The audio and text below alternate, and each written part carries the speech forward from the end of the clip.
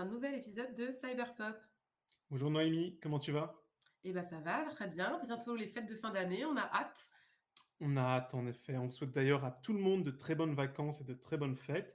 Du coup, Noémie, pour ce dernier épisode avant la fin d'année, est-ce que tu peux nous en dire un petit peu plus? Oui, tout à fait. Donc ce dernier épisode, on a le plaisir donc de présenter finalement le replay en format audio d'un événement en ligne enregistré en partenariat donc avec l'ADN sur la thématique du futur du travail. Pourquoi le futur du travail? Eh bien parce que globalement, le numérique aujourd'hui s'impose dans le quotidien donc de plus en plus d'individus et c'est également aujourd'hui l'interface privilégiée dans les relations professionnelles. Et ça implique un certain nombre de transformations, que ce soit au niveau donc, de l'adaptation, au niveau des relations interpersonnelles et interprofessionnelles, mais également sur la problématique de la cybersécurité qui nous intéresse beaucoup chez Kaspersky. Et donc du coup, lors de cet événement que l'on a enregistré donc, au mois d'octobre 2021, on a l'occasion d'aborder ce sujet avec Karen Tartour, qui est responsable de l'expérience client et des collaborateurs donc chez Kantar Media, avec Bertrand Trastour, donc notre DG France chez Kaspersky, avec Valérie Jess, qui est consultante DPO et RSSI et membre du CEF6, et puis avec Carolina Thomas, donc rédactrice en chef de Et demain, votre ADN. Super. Eh bien, on souhaite une bonne écoute à tout le monde et encore une fois, bonne fête de fin d'année et à très vite en 2022.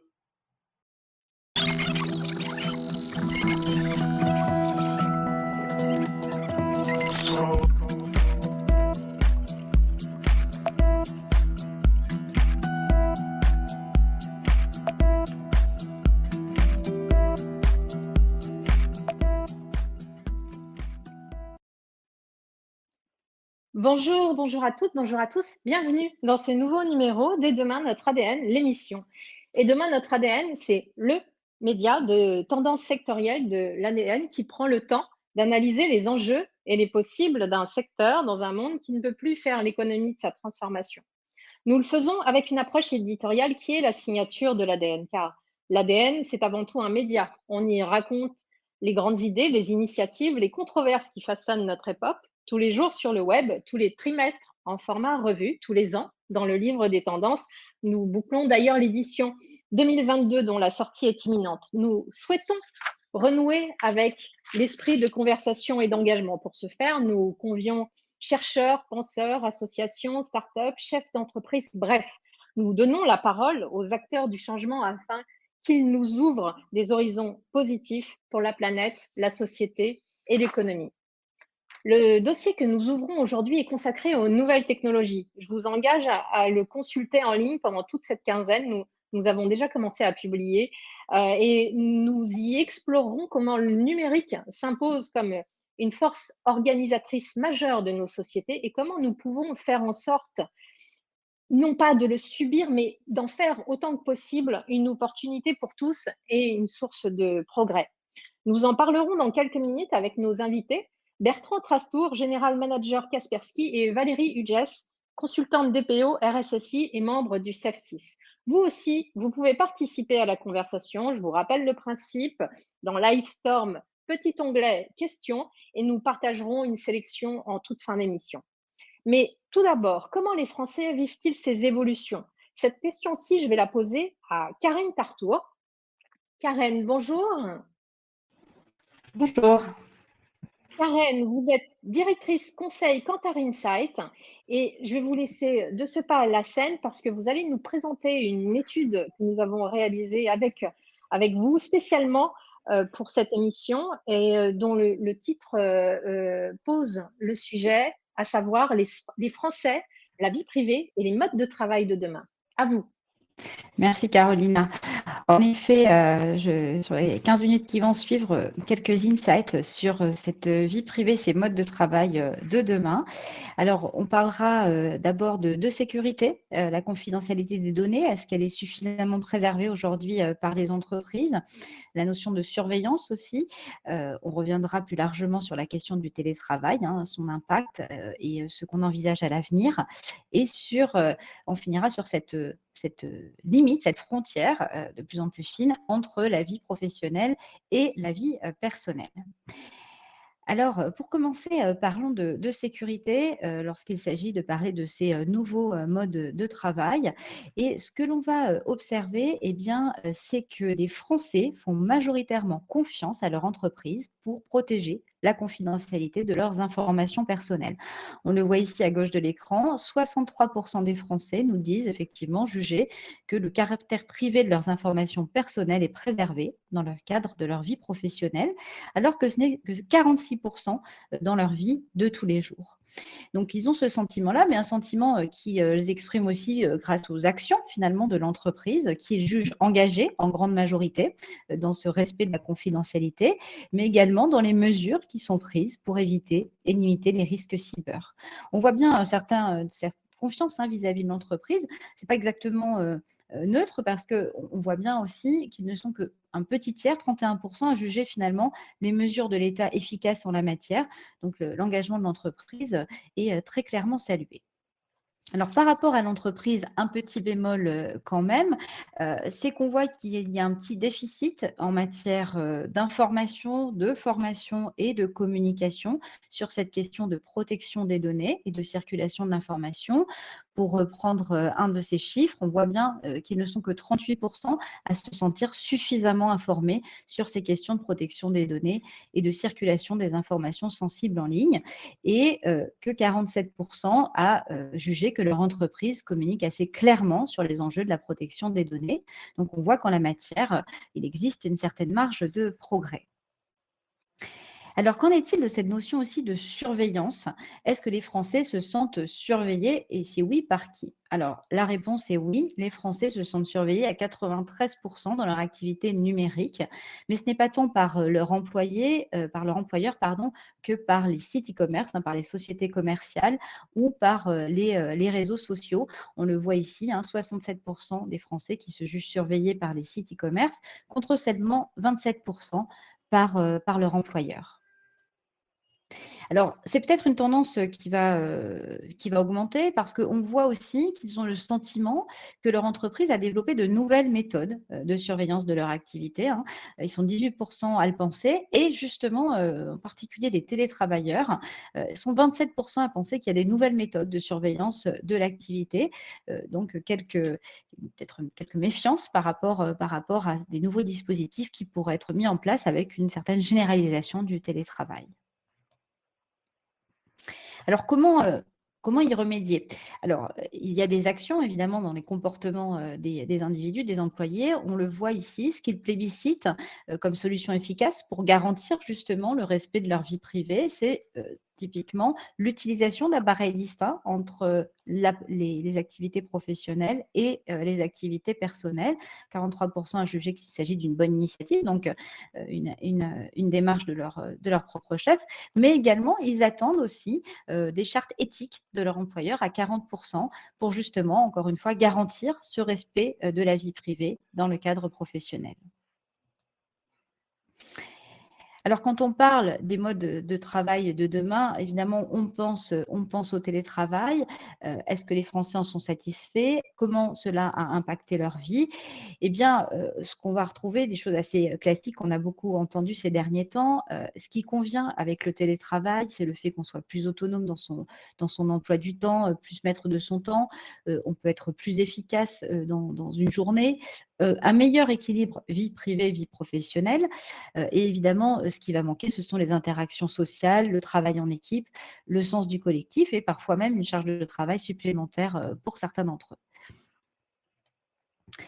Alors, justement, quel est le temps qui a été accordé au télétravail? Donc, sur les 3 derniers mois, les Français interrogés nous disent qu'ils ont eu 47% de leur temps de travail à distance et que par rapport à ce qu'ils projettent, dans l'idéal, eh bien, c'est assez en ligne, puisque quand on leur demande qu'est-ce qu'ils aimeraient dans l'idéal, quel est le temps de travail qu'ils aimeraient avoir à distance, ils parlent de 45%. Donc, ce qu'ils ont vécu au cours des 3 derniers mois correspond assez bien à ce qu'ils aimeraient avoir dans l'idéal. Pour autant, quand on leur demande ce qu'envisage leur entreprise en termes de proportion de temps de travail à distance, on est plutôt sur un 30%. Donc, des tendances un petit peu contraires entre la volonté des employés à être dans le télétravail et les entreprises à réduire un peu ce temps aujourd'hui. Et parce que les employés voient un certain intérêt, on l'a vu, hein, une meilleure organisation de leur temps, mais aussi des avantages pour l'entreprise elle-même. Les Français parlent d'une meilleure productivité, hein. Ils pensent que c'est un impact positif à 44% et certaines entreprises le démontrent aussi sur l'agilité, sur le business de manière générale. Évidemment, il y a aussi des bémols. On voit des impacts un peu plus négatifs sur les questions de recrutement, hein. La distance et le télétravail peut poser des difficultés pour le recrutement et également pour le management et l'esprit d'équipe, comme on l'a vu juste avant. Alors pour autant, cette question du télétravail, ces nouveaux modes de travail, ça paraît être un acquis et un incontournable pour le futur. On voit qu'on a ici 41% des Français qui nous disent qu'ils sont prêts à quitter leur emploi si jamais les conditions de télétravail proposées ne leur conviennent pas. Donc c'est vraiment aujourd'hui un élément clé dans les dispositifs qui sont proposés par les employeurs. Également un facteur d'attractivité, mais encore une fois, une condition pour certains, même sine qua non, à rester aujourd'hui. Donc finalement, ces nouveaux modes de travail deviennent un peu des incontournables dans la vie des employés. Alors, ça nécessite de l'accompagnement, hein, et qui n'est peut-être pas tout à fait au rendez-vous aujourd'hui. Quand on a questionné donc les Français et en particulier les télétravailleurs, eh bien oui, ils en nécessitent, hein, ils demandent aujourd'hui de l'accompagnement qu'ils n'ont pas et d'avoir des outils qui sont mis à leur disposition pour être accompagnés dans ces nouveaux modes de travail. Donc, à la fois télétravail, mais pas que, utilisation d'outils numériques et bien d'autres choses pour lesquels aujourd'hui il manque clairement d'accompagnement. Alors évidemment, ces nouveaux modes de travail ont un impact sur cette frontière entre la vie professionnelle et la vie personnelle. Alors on l'a vu, ça permet parfois un meilleur équilibre, mais ça a pour impact aussi bien une moindre étanchéité. On voit justement qu'on a 67% des Français qui nous disent que la frontière entre la vie professionnelle et la vie personnelle, elle est de plus en plus mince, hein. C'est 3/4 des télétravailleurs, hein, qui expriment cela également. Et ces nouveaux modes de travail, eh bien, elles ont très clairement réduit cette frontière. Donc, c'est de plus en plus difficile de faire la part des choses. Et justement, est-ce que c'est volontaire? Non, il y a une réelle envie de limite, hein, de la part des employés.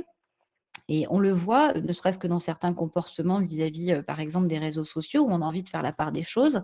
Par exemple, on a posé la question sur l'utilisation des réseaux sociaux professionnels pour partager des messages relatifs à son entreprise ou interagir avec son employeur, ses collègues de travail. Donc là, ils sont une très large majorité à être tout à fait d'accord pour utiliser leurs réseaux sociaux professionnels pour ça. Donc 58% pour poster des messages, 59% pour interagir avec leur employeur ou leurs collègues. Pour autant, quand on leur demande justement s'ils sont prêts à faire la même chose avec leurs réseaux sociaux personnels, ben là, ils sont plus qu'un tiers. Donc évidemment, on a envie de faire la part des choses, d'un côté le professionnel, d'un côté le personnel. Et justement, l'entreprise a aussi un rôle à jouer, hein, dans cette délimitation et dans cette création de frontières.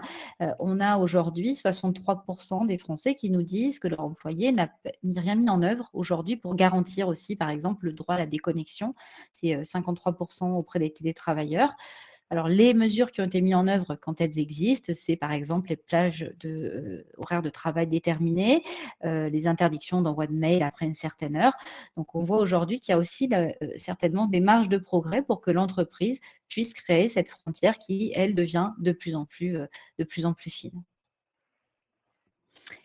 Alors, on voit évidemment l'impact de ces nouveaux modes de travail dans la vie personnelle, dans le quotidien, mais finalement, ces nouveaux modes de travail ont un impact qui va bien au-delà. Et on questionne justement sur l'impact positif que cela peut avoir.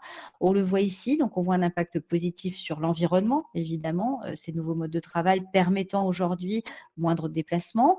On voit des bénéfices de l'entreprise. On parlait d'une meilleure productivité, hein, de journées dans lesquelles on peut être plus efficace. Aussi un point, je dirais, en termes de responsabilité sociétale qui est intéressant, c'est une facilité finalement à intégrer des travailleurs handicapés, hein, puisque ça résout en partie la problématique de la logistique et du lieu physique. évidemment de grands bénéfices à ces nouveaux modes de travail, mais également, et on le voit en bas du tableau, quelques inquiétudes sur ces nouveaux modes de travail. On le voit sur justement la question de la sécurité des données personnelles et des données sensibles. Hein, il y a une réelle question autour de ça. Si même aujourd'hui, on l'a vu, les Français font confiance à leur entreprise, pour autant, ils sont conscients qu'il y a un risque et c'est important que les entreprises travaillent là-dessus. Également sur la formation. Alors, certains aussi se questionnent sur le prix de l'immobilier en marge en se disant, évidemment, ça permet de délocaliser, ce qui est un des intérêts, la décentralisation de l'activité économique, mais qui, dans certaines régions, a un impact puisqu'on voit des prix de l'immobilier remonter. Alors, au-delà de ces impacts-là, qu'est-ce que ça peut avoir comme impact dans l'environnement, plus largement que le sien? Eh bien, c'est aussi que ces nouveaux modes de travail, il y a un risque de creuser l'écart entre les générations. Et ils sont 60% des Français à nous citer cela, en nous dire effectivement que les gens qui sont moins numériques, moins digitaux, se retrouvent un peu plus en marge et ils sont en même proportion à avoir des craintes sur la fracture numérique. Alors, en conclusion de cette étude qui a été faite, qu'est-ce qu'on va retenir? Donc, il est important en matière de sécurité que les entreprises continuent de s'engager, mais c'est important de faire et aussi de faire savoir. Donc, une question en termes de formation, d'information.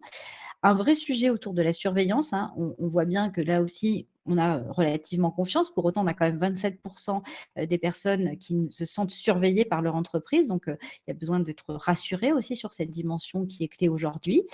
Cette notion du télétravail, qui est un mode de travail incontournable, qui est un vrai facteur d'attractivité aujourd'hui, voire une condition sine qua non, important de l'accompagner aussi et d'accompagner la formation sur l'usage des outils à distance.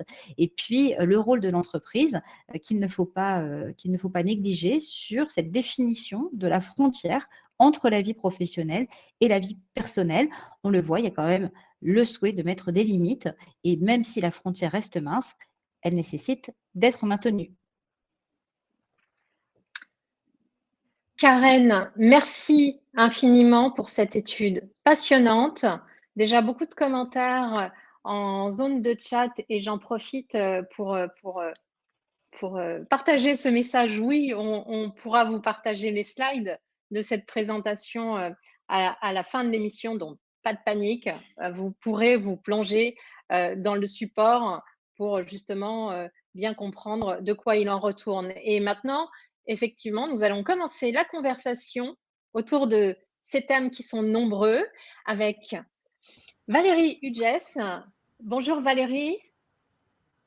Bonjour à toutes et à tous. Et Bertrand Trastour. Bonjour Bertrand. Bonjour à toutes et à tous. Bertrand, vous êtes General Manager de Kaspersky France, plus quelques zones en Afrique, je crois, c'est bien ça? C'est ça. Vous avez un très long titre, alors c'est pour ça que j'ai préféré vérifier avec vous que c'est bien le bon périmètre. Et Valérie, vous êtes consultante DPO, RSSI et membre du CEF6. Alors pareil, ça fait beaucoup d'abréviations et d'acronymes, mais justement, ce sera l'objet de ma première question et elle vous est destinée, Valérie. Est-ce que vous pouvez nous expliquer justement votre périmètre d'action au quotidien dans votre métier et votre expertise, s'il vous plaît? Bien sûr, et ravi d'être avec vous aujourd'hui. Donc, effectivement, j'accompagne les RSSI, alors les responsables de sécurité des systèmes d'information. Je le précise parce que récemment, chez un client, on m'a demandé ce que c'était qu'un RSSI. Donc, on voit que en termes de sensibilisation et de communication, il y a des choses à faire. Et sur la partie DPO, donc c'est le respect être garant du respect de la protection des données à caractère personnel dans les entreprises. Moi, mon objectif, en fait, c'est d'améliorer la maturité des entreprises ou des structures au sens large en termes de cybersécurité et justement de conformité au fameux RGPD, Règlement général de protection des données de 2018. Et tout ça, ça passe par pas mal de choses et ça rejoint un des points dont on parlera sans doute tout à l'heure sur ce que font les entreprises. En fait, il y a beaucoup de choses que font les entreprises pour être en conformité et que ne voient pas forcément les collaborateurs en termes d'analyse de risque, en termes de documentation, de structure, de gestion des systèmes d'information. Donc ça, on en parlera plus tard, je pense. Et Oui. en tout cas, c'est un sujet passionnant et n'hésitez pas à m'interrompre parce que je peux partir dans pas mal de digressions. Alors, je suis effectivement un peu la maître des horloges de cette émission et comme on l'a vu avec Kantar, il y a beaucoup de dimensions qui en plus se recouvrent et s'interfèrent. Donc, effectivement, on va essayer de vous, dans le temps qui nous est imparti, de vous faire la présentation la plus large possible sur ces sujets. Et Bertrand, je voudrais que vous nous présentiez aussi justement Kaspersky, parce que voilà, c'est une entreprise dont le nom est très connu, mais je voulais entendre avec vos mots justement le périmètre et l'émission de la société en France et sur la zone sur laquelle vous opérez. Alors, en quelques mots, Kaspersky est une société de cybersécurité qui a maintenant presque 25 ans, on fêtera nos 25 ans l'an prochain, qui a été fondée par Eugène Kaspersky, qui est assez connu dans notre domaine de la cybersécurité. Notre mission, elle est de proposer aussi bien à des particuliers, des petites entreprises, des grands groupes, qu'ils soient publics, qu'ils soient privés, des solutions de sécurité pour le poste de travail, pour les serveurs, pour les réseaux. Et on fait ce métier-là depuis 25 ans. Et sur la France, nous sommes à peu près 70 collaborateurs sur la France et sur l'Afrique, on va dire francophone, de langue française, pour promouvoir ces offres. Et puis voilà, on travaille main dans la main avec des RSSI, avec tout un écosystème de sociétés pour améliorer le quotidien de la cybersécurité des entreprises et des collaborateurs. On va en parler justement plus tard de cette dimension accompagnement, conseil, audit, analyse. Tout d'abord, une première question sur l'enseignement de l'étude Kantar. Alors justement, moi, l'émission, je l'ai appelée numérique, nouveau mode de travail, vie privée, les nouvelles règles du jeu. Est-ce que justement, dans cette étude Kantar, il y a des résultats qui vous ont interpellé, qui vous ont surpris? Qu'est-ce que vous en retenez de ce que nous venons de partager? Pour moi? Alors oui, je vais commencer peut-être. Du coup, moi, ça m'a pas vraiment surprise. En fait, c'est plutôt l'aspect confiance en l'entreprise que j'ai trouvé intéressant parce qu'effectivement, il se passe beaucoup de choses au sein de l'entreprise, on en reparlera, mais c'est sûr que c'est pas forcément visible des collaborateurs. Donc, je trouve ça intéressant. Finalement, il y a un taux de confiance relativement intéressant. En revanche, bon, la défiance vis-à-vis de l'État, c'est un vrai sujet. Je pense qu'il y a un manque d'exemplarité au niveau de l'État qui fait que sur des sujets comme le Health Data Hub, etc., il n'y a pas eu de prise de position très claire en termes de protection des données, si je puis dire. Et enfin, globalement…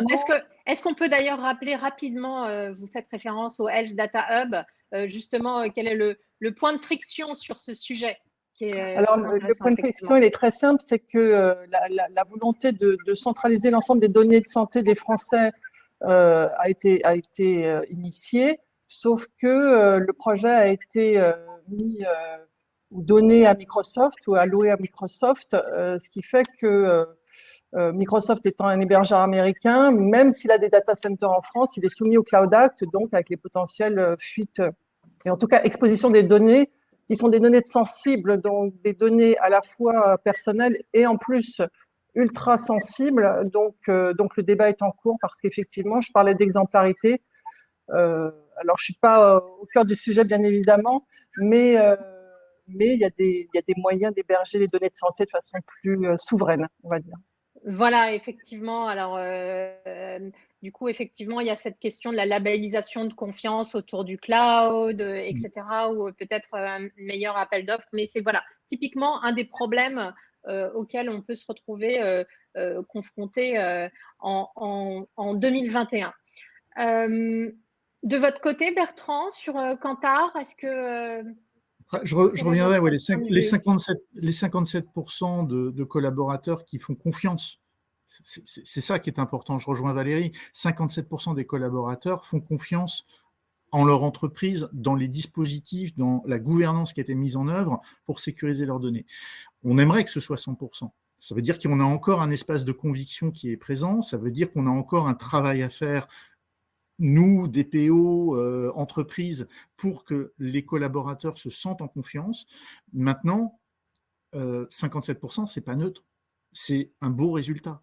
Je pense que les entreprises, qu'elles soient petites ou grandes, peuvent s'enorgueillir d'avoir un tel taux de satisfaction, si on peut le dire, de la part de leurs collaborateurs quant à la protection de leurs données. Et vous pensez que justement, c'est dû à quoi ce taux? Alors, effectivement, ça fait d'ailleurs partie d'une des questions que j'avais prévues plus bas, mais vu que tous deux vous remarquez ce taux très intéressant, surtout dans une époque de défiance généralisée, il faut bien le dire, hein, que ce soit par rapport à l'État, par rapport aux médias. Et effectivement, les Français font part d'un lien de confiance relativement élevé et préservé avec leur entreprise. Vous pensez que c'est le fruit d'un travail qui a commencé il y a quelque temps déjà en termes de sensibilisation à ces questions? Moi, Oui, je absolument. pense, ouais, effectivement, je me permets de rebondir là-dessus parce que c'est tout l'intérêt d'avoir cette vision à la fois SSI et DPO. C'est que le RGPD, à nouveau, a beaucoup stimulé les entreprises, tout simplement parce que il y a des sanctions à la clé et que la protection des données personnelles, elle passe par des mesures de cybersécurité, par tout un tas de choses qui sont dans les référentiels ISO 27000, etc. Donc, ça a été un driver, ça a été un peu à marche forcée, on va dire, hein, parce qu'il y a un enjeu derrière potentiellement financier et d'image pour les entreprises qui ne sont pas conformes au RGPD. Mais ceci étant, moi, je l'ai vu vraiment depuis 2 ans, un vrai décollage des sujets à la fois techniques, mais aussi de sensibilisation. Donc, un vrai effet RGPD, quoi. Ah, pour moi, oui, clairement. Ouais. Je rejoins complètement Valérie. Le RGPD a été en 2018, quand ça a été propulsé sur le devant de la scène, le montant des sanctions effrayait beaucoup de gens. Ça a été un accélérateur. Ça a été un facteur accélérateur d'appropriation de la problématique de la confidentialité des données par les entreprises. Toutes les couches d'entreprises ont été concernées. Je pense qu'on a peut-être sur les TPE aujourd'hui encore un gros travail à faire parce que manque de temps, manque de moyens, manque peut-être d'appréhension du sujet de la part de leurs dirigeants. Mais en tout cas, c'est un phénomène d'accélération. Là-dessus, je suis totalement d'accord avec Valérie. D'accord. On va aborder le sujet de la sécurité. Je voudrais qu'on fasse un bilan. D'ailleurs, c'est déjà des questions qui ont aussi été posées dans le chat. 18 mois après le début de la pandémie, alors on nous avait dit à l'époque, ouh là là, mon Dieu, avec effectivement cette bascule un peu à marche forcée dans le travail hybride à minima et dans le télétravail massif, ce déploiement massif du télétravail. Est-ce que les entreprises ont-elles été plus attaquées? Est-ce qu'on a des statistiques là-dessus? Est-ce que les cybercriminels ont profité de la période?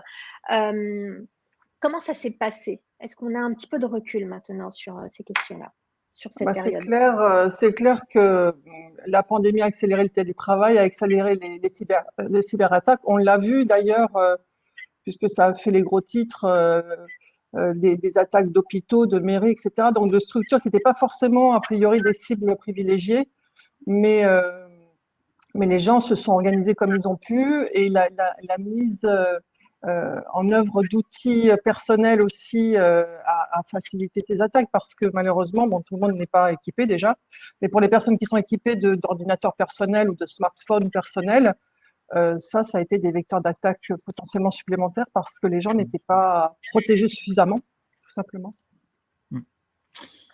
Nous, de notre côté, ce que l'on voit chez nous dans nos systèmes, c'est à peu près plus de 420 000 on va dire, objets malveillants par jour, nouveaux. C'était 1 il y a 25 ans. Donc, ça vous donne déjà l'évolution qui était absolument exponentielle. Ce qu'il faut voir, c'est que pendant la pandémie, on n'a pas mesuré beaucoup plus d'attaques en soi, de façon générale. Par contre, sur des attaques ciblées, oui, on a eu plus 700% d'attaques ciblées sur des entreprises ou des organismes publics français. Plus 700%. Donc, je fais le distinguo entre, on va dire, la criminalité, les tentatives de phishing générales que tout à chacun peut avoir dans sa boîte aux lettres personnelle ou professionnelle, et des entreprises qui se sont retrouvées ciblées par la cybercriminalité à des fins soit de destruction d'un appareil de production, soit d'espionnage ou de tentatives d'extorsion plus basiques, hein, on va dire d'extorsion de fonds. Donc là-dessus, par contre, la pandémie a généré ce type de phénomène. Et alors donc justement, ce que vous disiez Valérie, avec des organisations qui justement étaient relativement préservées, on va dire, comme les hôpitaux par exemple, qui tout d'un coup se sont retrouvés dans une forme de vulnérabilité nouvelle. Oui, bien sûr. Vous savez, les attaquants, ils cherchent aussi la facilité et des structures comme les hôpitaux qui n'ont pas comme vocation première de faire de la cybersécurité. Effectivement, c'était des proies faciles. Et puis, pour rejoindre ce que disait Bertrand, les attaques, on parle des attaques de phishing, elles sont de plus en plus ciblées, effectivement, parce que les attaquants récupèrent des informations sur les réseaux sociaux, par exemple. Et puis, elles sont de plus en plus professionnelles. On n'est plus au phishing ou pas mal écrit, plein de fautes d'orthographe. On est vraiment sur des choses très ciblées et les gens se font piéger, y compris dans des contextes professionnels. Et surtout, il faut se souvenir de la pandémie et de la pression qu'il y avait sur les hôpitaux à cette époque-là. Les gens n'avaient pas du tout le recul pour analyser correctement ces menaces-là. Ouais. Je rebondis effectivement sur ce que vous dites, Valérie, c'est qu'il y a un degré de sophistication maintenant. Et d'ailleurs, je fais mention dans un article que nous avons publié hier, on n'est plus du tout dans ces attaques phishing grossières, à la papa, j'ai envie de dire, avec des fautes d'orthographe énormes. Et justement, je fais référence à, par exemple, Pegasus, qui est le logiciel espion qui a ciblé des personnalités. On est sur un autre contexte, mais ce qui est intéressant dans Pegasus, c'est l'attaque zéro clic. C'est-à-dire que maintenant, il n'y a même plus besoin de cliquer sur un SMS malveillant pour être contaminé. C'est-à-dire qu'on arrive quand même à des attaques qui sont extrêmement sophistiquées. Alors, je ne sais pas si vous voulez réagir là-dessus. Les attaques sont extrêmement, sophistiquées. Pegasus, on est dans un autre registre qui est quand même de l'espionnage. Du logiciel d'espionnage, tout à fait. Voilà, de mise sous surveillance de différentes personnalités. Sur les attaques auxquelles on fait face, aussi bien en effet des hôpitaux, des entreprises, c'est en effet soit de tenter de leur extorquer des fonds, soit, et ça c'est un point important aujourd'hui, c'est d'attaquer le plus faible pour attaquer le plus gros. Si on prend des entreprises du CAC 40, des grandes administrations françaises, ce sont des gens qui ont des moyens de s'équiper en solutions de sécurité, en humains, en collaborateurs, en compétences, et qui, sur une attaque même sophistiquée, vont avoir des moyens de réaction ou d'anticipation de la menace. Par contre, leurs fournisseurs, leurs partenaires économiques peuvent en effet être plus vulnérables parce que plus petits, parce que n'ont pas une taille critique suffisante pour avoir ce type de collaborateurs ou de compétences, et donc vont être ciblés par les attaquants comme étant le maillon un peu moins fort de la chaîne de sécurité et d'essayer de rentrer chez la cible finale, qui est le grand groupe, en passant par des prestataires de services, ses partenaires économiques. Donc là, on est face à des attaques en effet ciblées qui peuvent prendre du temps, plusieurs semaines, plusieurs mois, avant d'arriver à leur fin, de naviguer au sein d'un système d'information, de collecter de l'information, d'extirper de l'information, et puis ensuite, on fait sauter la banque, je dirais vulgairement parlant. On appuie sur le bouton et puis on essaye de monétiser l'attaque. Alors justement, Bertrand… Ah, pardon, Valérie. Oui, ça me faisait penser à un sujet qui est très important aussi, dont on ne parle pas forcément, c'est la maîtrise de l'écosystème des partenaires. Et il est vraiment important de bien choisir ses partenaires, de bien savoir, si on reparle des données à caractère personnel, ce qu'ils font de vos données et où ils les transfèrent potentiellement. Donc, de maîtriser cet écosystème, d'avoir des contrats qui tiennent la route avec des exigences de sécurité, de conformité qui sont claires dès le départ. Parce que, effectivement, comme dit Bertrand, c'est le maillon faible de la chaîne qui est le plus vulnérable et qui est le point d'entrée des attaquants. D'autant plus qu'effectivement, il y a des configurations où ces grandes entreprises sont reliées informatiquement à leurs partenaires dans cet écosystème et que justement, cette vue écosystème, ça peut être aussi un schéma essentiel quand on pense la cybersécurité d'une entreprise. Ce qui me permet justement d'aborder la question des enjeux d'intégration, d'intégration de la cyber dans les stratégies d'entreprise. Justement, j'imagine que vous voyez beaucoup d'entreprises passer, beaucoup de configurations, d'exemples. On parlait en introduction du degré de maturité de chacun.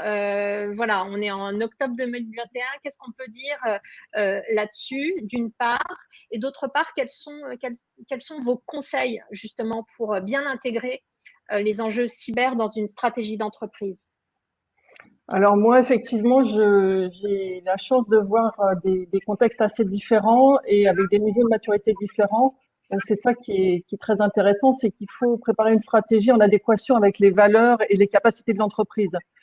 On parle de solutions techniques, toutes les structures n'ont pas les moyens d'investir dans des outillages. Le marché, Bertrand est bien placé pour le savoir, le marché des éditeurs de solutions de sécurité est en pleine expansion et c'est pas terminé. C'est très difficile de choisir les bonnes solutions et parfois, ce qui compte, c'est le processus qui est derrière. En fait, l'outil ne fait pas tout. Donc, la stratégie, moi, j'ai un petit regret pour l'instant, c'est le positionnement des RSSI dans les entreprises. D'ailleurs, on dit RSSI responsable et non pas directeur de sécurité. On va dire CISO en anglais, c'est plus simple. Mais il y a parfois un manque de visibilité et du coup de légitimité dans l'organisation. Et c'est un peu la même chose pour le DPO d'ailleurs, parce que je suis pas convaincue que tout le monde sache ce qu'est un DPO. Et parfois, c'est une double casquette avec un rôle juridique, etc. Donc, ces rôles-là manquent encore de légitimité dans les organisations. Mais une fois que c'est en place, là, les budgets se débloquent quand même pas mal en ce moment, je trouve. Alors, je rebondis sur ce que Valérie vient de dire, qui est excessivement important. Pour moi, j'ai beau être travailler pour un éditeur de software. Je dirais à toutes les entreprises qu'on a aujourd'hui dans ce meeting, ce n'est pas tant le nombre de solutions que vous allez mettre en œuvre qui va faire que vous ayez une bonne sécurité. C'est d'abord la gouvernance. C'est d'abord le fait de quels sont les enjeux de la cybersécurité vis-à-vis de mes enjeux business. Business, c'est-à-dire ce qui fait vivre mon entreprise, comment mon entreprise se positionne sur son marché et la criticité de mes données. Est-ce que je fais de la R&D? Est-ce que j'ai de la propriété intellectuelle, etc., etc. À partir de là, on va pouvoir décliner une politique de sécurité, d'acheter un outillage, de recruter des compétences et de positionner le curseur, puisque la cybersécurité, c'est un curseur qu'on va positionner par rapport aux enjeux business de l'entreprise. Et ça revient à la place du RSSI au sein de l'entreprise. Trop souvent, ça va faire maintenant 12 ans que je suis dans la cybersécurité. Combien de fois on voit le RSSI qui est un petit peu isolé, auquel on lui demande son avis. Ça change, heureusement, depuis quelques années, entre autres depuis que le RGPD est là. Le RSSI doit avoir une place centrale. Il doit être audible au niveau de la direction générale du groupe ou de l'entreprise en question, et pas simplement avoir un avis consultatif pour la bonne forme. Non, il est là pour appuyer, donner des directives et que ces directives soient mises en œuvre pour le bien de l'entreprise et sa pérennité. C'est indispensable. Et c'est pas seulement la cybersécurité, c'est pas seulement dire j'achète des solutions, je les empile.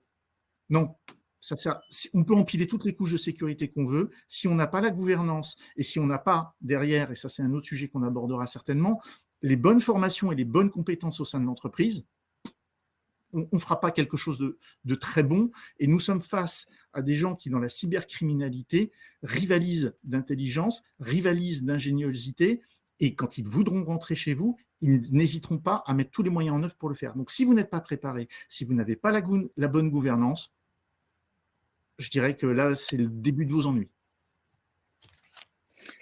Alors justement, du coup, on va tout de suite rentrer dans le vif du sujet parce que pareil d'ailleurs, ça apparaît sur la zone de chat. Vous parlez des compétences, vous parlez de la formation, vous parlez de la sensibilisation, du rôle des collaborateurs aussi pour que justement, en plus dans un moment où les modes de travail changent de façon si profonde, où justement les collaborateurs sont en demande d'autonomie, veulent plus d'empouvoirment, veulent une liberté par rapport au device qu'ils utilisent avec le fameux Bring Your Own Device, etc. Comment on met en musique Effectivement, vous avez parlé des solutions technologiques qui sont un peu le socle, mais qui ne se suffisent pas en soi. La gouvernance, la place du RSSI au sein de la direction générale, les collaborateurs, voilà. La formation, la sensibilisation. Peignez-nous ce tableau idéal. Comment on met en musique tout cela?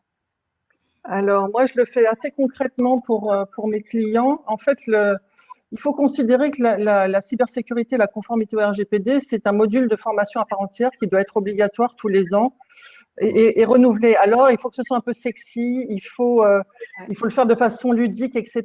Donc, c'est un travail un peu de communication. Et à part ça, il faut diversifier les vecteurs de communication. Alors, bon, on peut faire du e-learning, on peut faire des newsletters, etc., etc. Il y a pas mal de choses. Et ce que je fais aussi, parce qu'on parle de télétravail, je fais aussi à la demande des clients, parce que c'est une vraie nécessité, un peu des bonnes pratiques autour de la sécurité du poste de travail, que ce soit au bureau. Surveiller son ordinateur, c'est un outil important, et en télétravail a fortiori.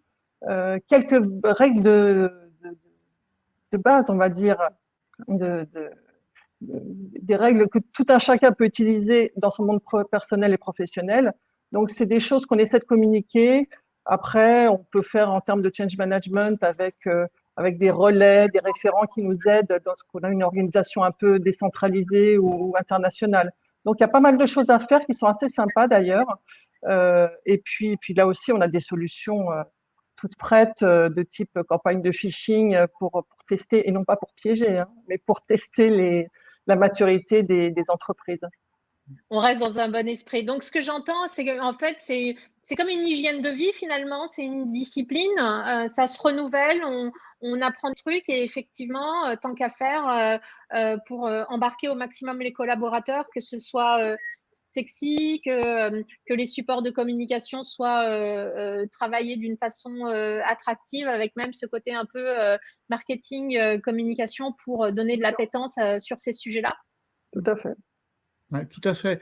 Et ce qu'il faut bien voir, l'humain n'est pas le maillon faible. Il ne faut pas parler de l'humain comme ça. C'est le premier maillon fort dans la chaîne de cybersécurité, à condition qu'on ait fait, comme l'a dit Valérie, des formations, qu'on l'ait enrôlé dans cet esprit-là. Mais l'être humain, dans la chaîne de cyber, oui, c'est le premier rempart. Donc, il y a plein de choses à faire. Il y a en effet toujours cet aspect ludique pour embarquer les collaborateurs dans cette histoire-là, pour les rendre acteurs de leur propre cybersécurité, de leur faire comprendre les enjeux, de leur faire comprendre les risques, dont ils pourront aussi tirer bénéfice pour leur usage privé. Puisque, en fait, on parle de porosité aujourd'hui avec le télétravail entre le privé et le perso. Eh bien, l'intérêt, c'est qu'en formant, si l'entreprise s'investit pour former ses collaborateurs à la cybersécurité, à ces enjeux-là, eh bien, il y aura aussi un bénéfice à titre personnel. Donc, là-dessus, l'humain, pour moi, doit rester un socle fondamental des premières briques de cybersécurité. Et j'ai une question, justement. Est-ce qu'on sait si les jeunes générations, les digital natives, les Z, comme la façon dont vous souhaitez les appeler, sont, alors de deux choses l'une, je me dis, soit elles sont plus sensibles à ces sujets de sécurité, elles les ont intégrés justement dans cette discipline et cette hygiène numérique, soit d'un autre côté, justement, elles ne veulent absolument aucune barrière, obstacle, frein, et elles cherchent à tout prix à contourner ce qui pourrait apparaître comme des obstacles. Est-ce qu'on a une idée sur ce type de comportement? Bertrand, je vous laisse répondre. Non, mais moi, je vois, peut-être pas. Peut-être. Moi, j'ai des enfants qui sont des jeunes adultes, donc qui voient en premier leur liberté. Donc, ils sont malgré le fait que je leur parle de cybersécurité matin, midi et soir, ils sont pas très ouverts à ça, je dirais. D'accord. Je rejoindrai Valérie. Moi, j'ai fait un travail d'éducation dans mon cercle familial sur le sujet. Il y en a toujours à faire. D'accord. Vous remettez constamment l'ouvrage sur le métier. De toute façon, on est dans un monde qui est très mouvant sur la cyber et qu'il faut absolument en permanence rester à l'écoute. Former les gens, leur faire prendre conscience que le merveilleux outil qu'on a au bout de la main qui s'appelle un smartphone, qui a des possibilités qu'on n'aurait même pas imaginées il y a une dizaine d'années, c'est à la fois génial, ça peut faire plein de choses, ça nous rend un service fou dans notre quotidien, mais il y a aussi potentiellement des conséquences. Donc là aussi, c'est de le faire comprendre, c'est de l'expliquer par des mots simples, c'est de la formation. C'est valable dans l'entreprise, c'est valable à titre personnel. Voilà. Mais est-ce que les jeunes sont plus réceptifs? Pas sûr. Quand je vois les comportements de jeunes adultes dans ma famille, quand on leur explique bien, oui, mais il faut peut-être qu'on les ait pris la main dans le pot de confiture une fois. C'est un peu plus efficace. Alors, on attendra plus de données peut-être un jour avec Kantar sur ce sujet bien précis. Je voudrais qu'on aborde l'épineuse question de la surveillance au travail. Alors, on se souvient que fin 2020, Microsoft avait dû faire marche arrière justement sur une fonctionnalité qu'ils avaient intégrée dans un outil collaboratif qui, je crois, devait faire partie de 365, qui justement calculait un score de productivité. Donc voilà, ça typiquement, bon, ils étaient revenus en arrière là-dessus assez vite parce que ça ouvrait plein de questions, notamment autour de la surveillance. Donc, je fais cette introduction-là pour montrer que cette fameuse surveillance au travail, elle peut prendre différentes formes. Qu'est-ce que vous pouvez nous dire sur ce sujet-là? À quoi il faut s'intéresser quand on aborde ces sujets-là? Alors moi, je le vois par le prisme typiquement des outils de sécurité qu'on peut installer, mais dans un but de protection, parce que on parle de la messagerie par exemple. La messagerie est un gros vecteur d'attaque. Donc on a des solutions qui s'appellent des Endpoint Protection and Response Equipment qui permettent de surveiller un peu ce qui rentre et ce qui sort au niveau messagerie. Donc effectivement, ce genre d'outil peut être considéré comme une forme de surveillance aussi. Après, il y a des outils, je pense que c'est ça dont vous vouliez parler, un peu plus personnels, d'espionnage sur les smartphones. En fait, en tout cas, moi, d'un point de vue professionnel, il est sûr qu'il faut expliquer ce qu'on installe et pourquoi on l'installe et quel est l'objectif et strictement se limiter à cet objectif-là. Moi, je pense que sur la partie, ce sentiment qu'ont les collaborateurs d'être espionnés. Dans les entreprises, je pense qu'on a des moutons noirs, il y en aura toujours. On l'a vu en début de confinement, il y avait eu quelques reportages à la télé sur le sujet d'entreprises qui installaient certains logiciels. Alors, plus ou moins déclarés, avec des finalités plus ou moins avérées, bon, peu importe. On est dans un état de droit, il y a la loi, il y a un code du travail, et là-dessus, il faut faire confiance aujourd'hui à la justice et à ces organismes-là et à la loi. Premier point. Deuxième point, il y a en effet... dans les outils de cybersécurité ou autres, on a bien sûr ce qu'on appelle des logs, c'est-à-dire tout un tas d'informations qui sont collectées sur les entrées, les sorties, ce que font les gens, etc. Maintenant, ce ne sont pas des outils qui ont pour vocation d'espionner, ce sont plutôt des outils statistiques et qui permettent de dire, tiens, on a eu tel type de volume de données ou comment se comportent les utilisateurs. C'est encore différent. Après, il y a des outils légaux, vendus pour quelques euros sur Internet. Alors ça, c'est plutôt dans le cadre personnel. C'était aussi dans le cadre de la pandémie. On travaille pas mal là-dessus. Des outils légaux que dans un couple, l'un des deux partenaires va utiliser pour espionner l'autre. Donc, c'est un outil qui va s'installer sur le téléphone. On appelle ça dans notre jargon les stalkerware. Ouais. Et les stalkerware... Vous avez un meilleur accent que moi, Bertrand. Les stalkerware sont un véritable enjeu parce qu'on est dans le commencement des violences conjugales. L'espionnage, c'est le commencement des violences conjugales. Et ça a d'ailleurs été caractérisé dans la loi très récemment comme étant un facteur aggravant des violences conjugales si ce type d'outil est utilisé par l'un des partenaires. Là-dessus, on a un véritable enjeu. On travaille, nous, sur ce sujet et en collaboration avec d'autres éditeurs, avec des associations de protection des femmes, entre autres. On a développé un outil gratuit. Alors, pour un éditeur, vous me direz, c'est nouveau. Oui, on a fait un outil qui est open source, qui s'appelle TinyCheck, qui vise à checker, on l'a mis au départ à disposition d'ONG, à checker un téléphone portable qui pourrait être amené dans le cadre, tiens, est-ce que je suis surveillé? Et cet outil permet de voir en quelques minutes si en effet il y a un logiciel ou des logiciels qui vont remonter de l'information caractérisée sur ce téléphone. L'outil, on l'a fait connaître. On a eu la chance de le montrer à différentes autorités ces derniers temps, au Forum international de la cybersécurité de Lille qui a eu lieu au mois de septembre. On a eu le plaisir de le voir sur le stand de la police nationale. C'est un outil qui est open source. On a des entreprises qui sont venues nous voir en nous disant « ça nous intéresse parce qu'on a ce questionnement au sein de nos entreprises de la part de collaborateurs, donc qui vont voir leur service RH, ou même pour des besoins de sécurité interne, de se dire est-ce que potentiellement on a des outils qui auraient pu être manipulés ?»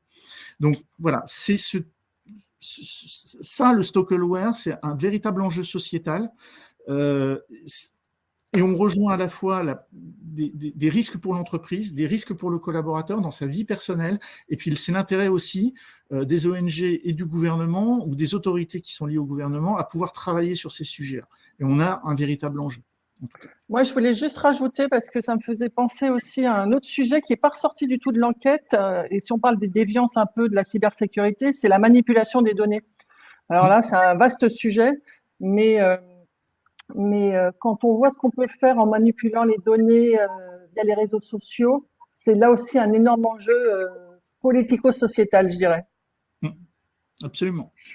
Et d'ailleurs, j'en profite aussi pour terminer avec les questions des Stalkerware, pour à nouveau répéter quelque chose qui m'avait frappé quand on avait préparé cet entretien en amont, Bertrand, quand justement vous nous disiez la nécessité absolue de faire de la sensibilisation et de la pédagogie, parce que typiquement, par exemple, si on a le malheur de trouver ce type de mouchard sur son smartphone, le premier réflexe assez naturel pourrait être de s'en ouvrir à son conjoint ou sa conjointe, selon les cas.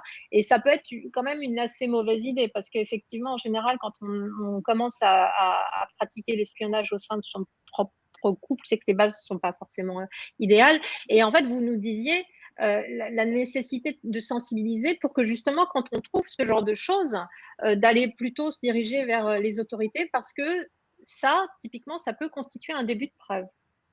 C'est en effet caractérisé dans la loi depuis peu comme étant une circonstance aggravante justement d'une violence conjugale. Donc voilà, maintenant c'est inscrit dans la loi. Des ONG disposent de l'outil TinyCheck. On a des solutions de sécurité. Alors, les nôtres et puis certains de nos confrères aussi, vous installez une solution de sécurité sur un smartphone Android. On peut détecter ce type de logiciel légal, encore une fois, mais malveillant dans son utilisation et illégal dans son utilisation. Et en effet, le premier réflexe que doit avoir la personne qui est ciblée, c'est de s'en ouvrir aux autorités compétentes. Et enfin, pour terminer sur cette boucle, avant d'aborder notre dernier sujet, je voudrais que vous nous donniez quelques conseils justement par rapport précisément à cette question de la porosité entre vie personnelle et vie privée. Voilà, on voit que déjà en termes de temps sociaux, cette porosité, elle existe. Aussi en termes de device utilisés, effectivement, il y a une ligne qui est quand même de moins en moins nette. Comment on fait justement pour éviter au maximum des dangers comme le doxing ou tout autre type de menaces? Est-ce que vous avez des conseils à nous donner là-dessus? Je pense on en a déjà parlé tout à l'heure sur forcément la sensibilisation, les communications sur les bonnes pratiques. Et puis après, je dirais que la difficulté, c'est que chacun réagit différemment par rapport au télétravail. Et c'est vrai que même le droit à la déconnexion, moi je l'ai vu chez certains clients, interdit d'envoyer des messages. Non, on recommande de ne pas envoyer de message avant 7h30 et après 19h. Bon, après, chacun fait comme il le sent. Et puis, c'est aussi une problématique individuelle, je dirais. Donc, l'entreprise donne les bases, mais après, la mise en pratique, elle est assez individuelle. Oui, il y a plusieurs choses. Sur l'aspect, on va dire, device. Pour moi, on doit bien dissocier, avoir un device professionnel à des buts professionnels et un device personnel où on va faire, en effet, ses réseaux sociaux personnels, etc. Bon, ça, moi, c'est comme ça que je fonctionne. Après, il est possible que la jeune génération voit les choses différemment. Mais je pense qu'une forme d'étanchéité déjà dans l'utilisation des devices c'est plutôt sain. Ça évite de mélanger les sujets et les données de l'entreprise restent sur un support qui appartient à l'entreprise, tout comme je pense qu'il est absolument dangereux de prendre son Dropbox personnel ou autre système de box dans le cloud pour y mettre des données de l'entreprise, pour les partager avec un client ou même un autre collaborateur. Mais ça, c'est des pratiques, malheureusement, que l'on voit. Et ça passe par l'éducation, ça passe par des outils, ça passe par beaucoup de choses. Mais ça, c'est de la maturité. Après, il y a la notion du temps de travail. Je dirais que nous, on y a été aussi confrontés. On est passé, alors on était prêts, on est une société digitale, on travaille dans le monde du digital. Les collaborateurs étaient quasiment prêts à travailler en mode remote, comme ça. Bon, ce qui n'est pas le cas de la majorité des entreprises de ce pays. On a des entreprises qui étaient prêtes, d'autres qui ne l'étaient pas, qui se sont équipées en catastrophe. Nous, on avait cette chance d'être quasiment prêts. Maintenant, oui, les gens se sont organisés au fil du temps. Au début, on était sur des horaires globalement normaux, 8h30, 9h, jusqu'à 18h30, 19h, 19h30 pour certains cadres. Bon, voilà, on travaillait comme on travaillait au bureau. C'est vrai que les choses ont un peu changé au fil du temps. C'est vrai qu'on a des collaborateurs, moi je l'ai vu, bon, il y a les enfants dont il faut s'occuper. On voit le collaborateur qui va se déconnecter à 17h30, 18h, se reconnecter à 20h, jusqu'à 23h, on voit des mails passer à 23h. C'est pas... comment dire ? Je dis pas que c'est bien. Je dis que là, on est un peu... avec les RH, on dit clairement... Attention, le droit à la déconnexion, respectez ça, ne faites pas de réunion après telle heure, n'envoyez pas un mail après telle heure. Après, les utilisateurs, ils sont maîtres de leur temps et ils font aussi un peu les choses comme ils le veulent malheureusement. Et cette porosité, on essaye nous, tous les lundis en réunion manager, je le redis, ou la RH le redit, le droit à la déconnexion existe, il faut que vos collaborateurs respectent ça. Maintenant, dans les faits, c'est parfois les collaborateurs ont pris ces habitudes par rapport à leur environnement personnel. Après, ce qu'on a fait là, c'est on a réouvert les bureaux, on a fait revenir les gens 3 jours par semaine, ça y est, voilà, ils reviennent. On retrouve le plaisir aussi de travailler ensemble, on abandonne cet esprit, c'est super, on est en home office, on fait de la productivité à tout va. Non, le bon équilibre dans une équipe, dans une entreprise, c'est OK, il faut de la productivité. Il y a aussi le fait qu'on soit ensemble, qu'on travaille ensemble, qu'on résolve tous les petits tracas du bureau du quotidien, qu'on les résolve auprès de la machine à café. Et c'est ça de travailler aujourd'hui, à mon sens, au XXIe siècle et en post-pandémie. C'est voilà, où est-ce qu'on va mettre le curseur ? Comment toutes ces choses-là vont se stabiliser dans les prochains mois ? Comment va-t-on atterrir? Et ma toute dernière question est restez encore un petit peu avec nous parce que je pense que je suis en train de déborder, il est 12h57, mais cette question-là, elle est importante. La place des femmes dans un univers qui est connu pour être un petit peu masculin. Valérie, comment vous avez intégré cet univers? Comment vous avez construit votre parcours? Et que dites-vous aux jeunes femmes qui viennent vous voir en disant, en démontrant un intérêt pour ce milieu? Moi, comment je suis arrivée sur la cyber, c'est via l'IT, les telcos, etc. Donc des domaines déjà assez masculins à la base. Et puis j'ai eu l'opportunité de travailler avec un ami qui était dans la cybersécurité. Et ça m'a tout de suite intéressée parce qu'il y a un réel ancrage avec le quotidien, avec justement cette partie personnelle et ces pratiques personnelles. Et alors quant aux besoins de compétences, ça, il est clair. Donc, on accueille évidemment tout le monde, hommes et femmes. Effectivement, moi, je travaille avec le CEF6, donc j'ai à cœur d'onboarder des jeunes femmes. Oui, le CEF6, effectivement. On peut rappeler ce qu'est ? Oui, le Cercle des femmes de la cybersécurité, c'est une association qui accueille des hommes d'ailleurs, mais qui fait beaucoup de communication, de formation, de coaching, pour effectivement des femmes de tous âges qui peuvent changer de parcours également. Et la cyber et encore une fois la conformité au RGPD au sens large, ce sont des métiers très variés, des métiers techniques, des métiers de projet, des métiers de recherche, des métiers où il peut y avoir de la routine, où il peut ne pas y avoir de routine quand on gère des crises, quand on fait de l'investigation. Donc moi, mon mot, c'est allez-y, c'est passionnant, c'est en pleine croissance, donc vous avez du travail pour des années, jusqu'à la retraite peut-être. Donc c'est un domaine vraiment, vraiment passionnant et qui peut satisfaire tout type de compétences. Bertrand? Alors, je suis membre du CEF6. Ah ben voilà. Oui, J'en suis membre. les femmes ne sont pas bégueules, les femmes accueillent. Mais non, on est tolérants et ouverts. Et ce qu'il faut bien voir, c'est hommes et femmes, on n'a pas forcément les mêmes logiciels, on ne fonctionne pas forcément de la même façon. Et c'est ça qui est enrichissant. Là, moi, je féminise un peu plus les équipes. J'ai le plaisir là, d'accueillir prochainement une nouvelle collaboratrice. C'est super. Et en tout état de cause, oui, il n'y a pas assez de femmes dans la cyber. C'était, je crois, 11%. Il y a 2 ans, 11% des collaborateurs au sens large dans la cybersécurité, hein, donc tout métier confondu, c'était 11% de femmes. En termes de parité, je pense que là, on peut faire quand même beaucoup mieux. Donc, les filières cybersécu se sont déjà bien structurées d'une façon générale parce qu'on avait un manque cruel en France. Donc là, on a beaucoup d'universités qui ont fait des filières à Bac+3, Bac+4, Bac+5 pour combler les manques que nous avons de façon opérationnelle sur le terrain.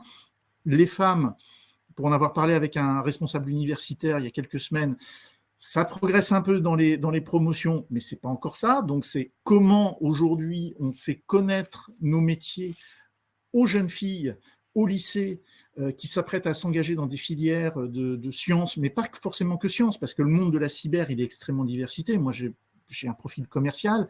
On a des femmes dans le domaine du commercial, du marketing.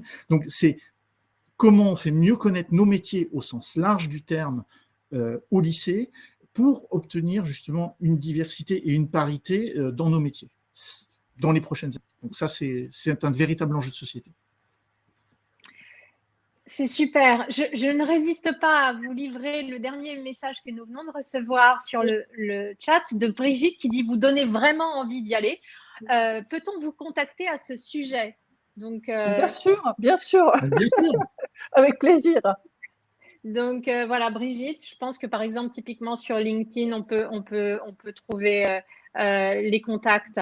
Je suis obligée de boucler cette conversation qui est vraiment passionnante. On pourra en parler vraiment des heures. Il y a tellement de sujets à déplier et tellement de perspectives devant nous à ce sujet. Mais on va libérer les spectateurs et vous aussi. Merci.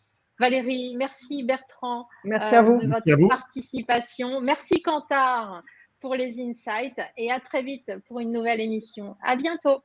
Merci. Au revoir. Au revoir. Au revoir.